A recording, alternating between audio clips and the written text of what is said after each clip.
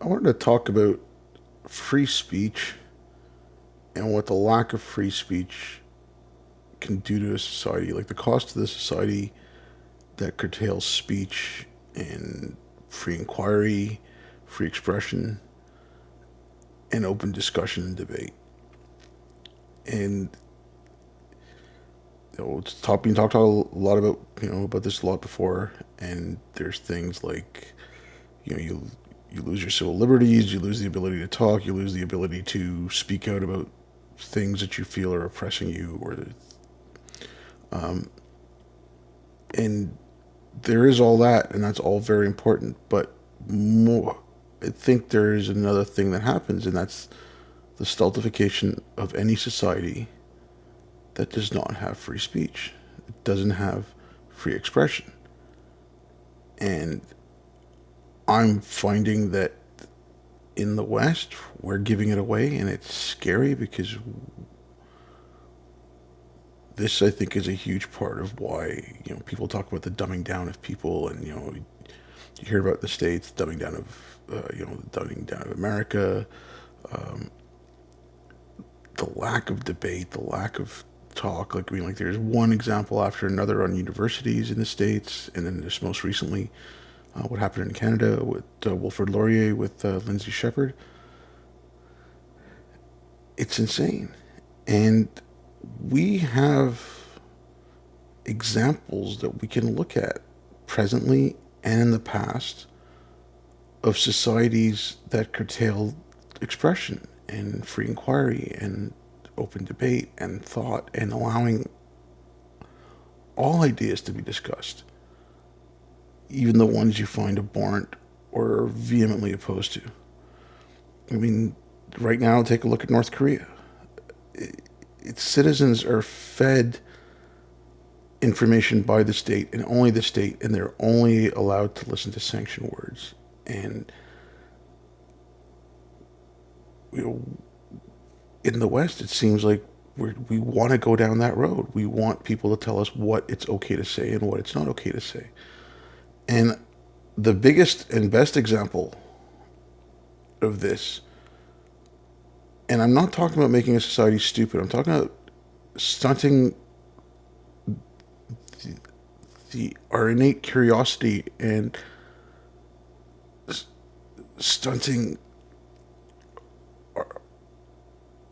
stunting our even our ability to think, or our ability to speak, or our ability to ask questions, because we're being fed answers continuously. And like I said, the best example and the longest running example of this is the Islamic world. I mean, more specifically, I guess, the Middle East, but right now Pakistan's in that boat. I'm afraid Malaysia's probably just might be going down that route. Indonesia, the people would say it's moderate. Even that's getting more extreme. Turkey, which was again another moderate state. I mean, it's happening everywhere, and you can go back and you can look at it. I mean, you don't even. I mean, I'm gonna actually take this from about 1,000 years ago, and if you just look at the education system, about 1,000 years ago, Al Ghazali came out, and his basic premise in one of his books, The Incoherencies of the Philosophers, was that the study of mathematics and the study of philosophy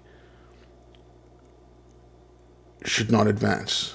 Philosophy should just stay about talking about the wonders and glories of Islam and Allah and the Quran. And that's all philosophy should discuss. And as far as mathematics went, he said, we know enough already. We have enough to build what we need to build. We don't need to get into new forms of math. We don't need to inquire anymore. And that stuck.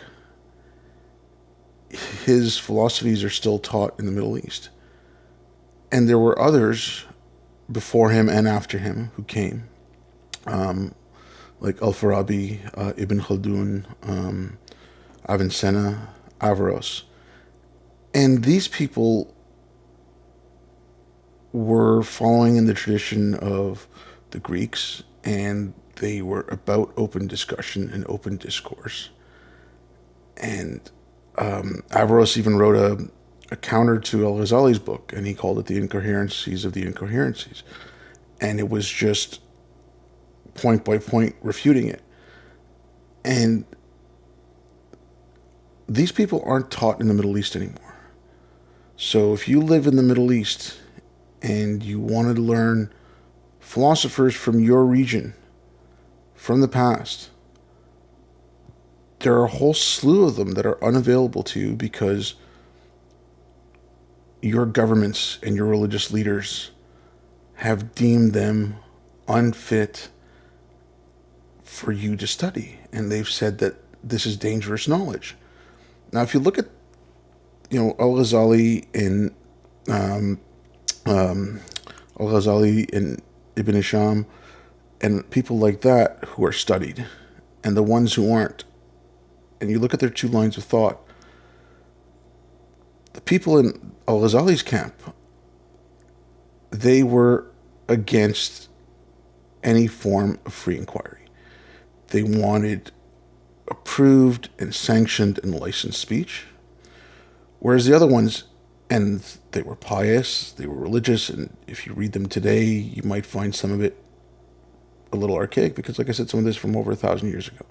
But they wanted open debate. They wanted discussion and dialogue.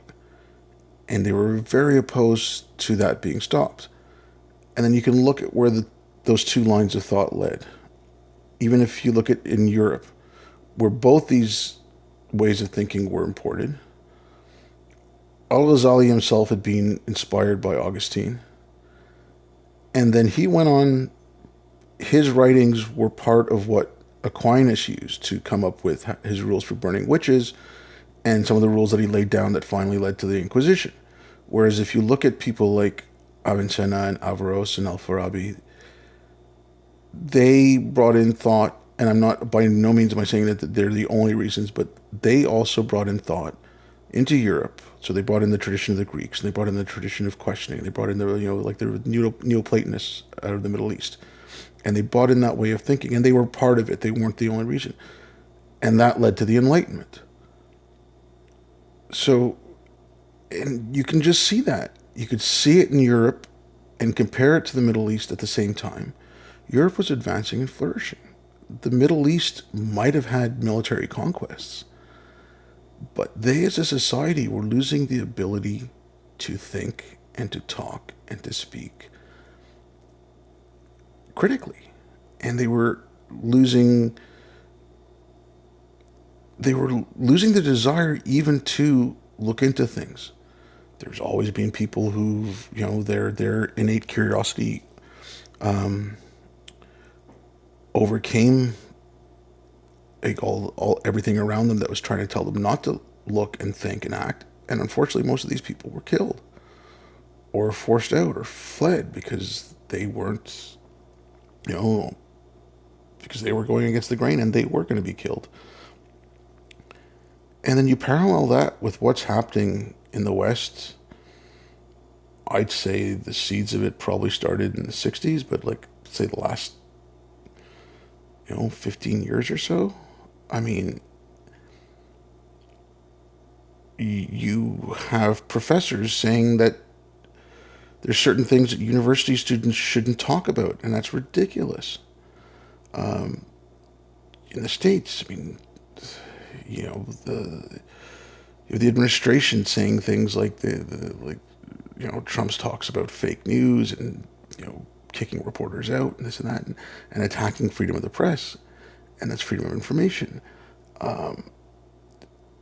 You have echo chambers on social media, and someone says something you don't like, and you get them banned, and it's just unbelievable. Like, we are willingly giving it away, and it's going to make our society more ignorant, incapable of free thought, incapable of independent thought. We're going to be, we're on the road to, if we keep continuing this way, we're going to say, that's it. We need someone to tell us what to think and what to say and what's available, and what is right and what is acceptable. And we're not going to be able to think for ourselves. I mean, if you take something like Holocaust denial, okay, and these are some of the dumbest people on the planet that are denying the Holocaust. Yet, when you tell, like, they have laws in Europe and even in Canada, people have been arrested for a Holocaust denial. Now, where people are not allowed to deny the Holocaust. So, what's the point of teaching it then? You don't need to. Well, of course the Holocaust happened, because the government tells us that it happened. It's the law that it happened. The only people who look into it, the only people who will question it, are people who deny it. And unfortunately, like I said, I think these people are moronic, and I think that's a completely vacuous idea. But they'll at least go and look, and they'll find every little detail they can, and they'll be more well versed than you are. So, and that goes for any topic. If whatever your fight is, whatever you're railing against, or whatever, like something that you're opposed to, don't immediately shut it down. Look at it. Look at what they say. Look at what their arguments are. Stack your arguments up against theirs. That is the only way you're going to learn. And that is the most important part about free speech. It's not the fact that you can speak or someone else can speak, which is hugely important. It's the fact that you can listen. When you hear the other argument, when you hear the contrary opinion, when you hear the opposing argument, it will either show you how strong your argument is because their argument is so weak. It might show you the flaws in your argument so that you can argue it better. Or it might show you that you're wrong. It might convince you. And you don't have to agree with everyone. You just have to agree that they are allowed to express their opinion. You might enrich yourself by hearing it. And then they themselves might be enriched by hearing your counter argument. That's the only way to advance. That's the only way to guarantee that our societies will stay open and free. And that, innovation will come from this. Science advancements will come from this. The more open to debate and the more open to free thought that you are and that a society is as a whole, everything benefits. Information should be shared freely. And if there are stupid ideas, and it's not, by debating them, you're not giving them a platform. You're not propping them up. By banning them, imprisoning them, jailing them, causing riots to stop them from speaking, that's what's giving them a center stage. It's saying that these people are worth doing this kind of damage for. If you let them speak long enough, they'll ridicule themselves. And you can ridicule them by attacking their ideas. So all I can say is just stop stifling speech, stop letting people express themselves, argue with them, debate with them, don't shut them down. It's not going to lead anywhere except for a dead society, a stagnant society that is not going to grow, that the only way they'll know to counter something they haven't heard before is to attack and to kill. So yeah, that's my little bit on free speech. Thanks.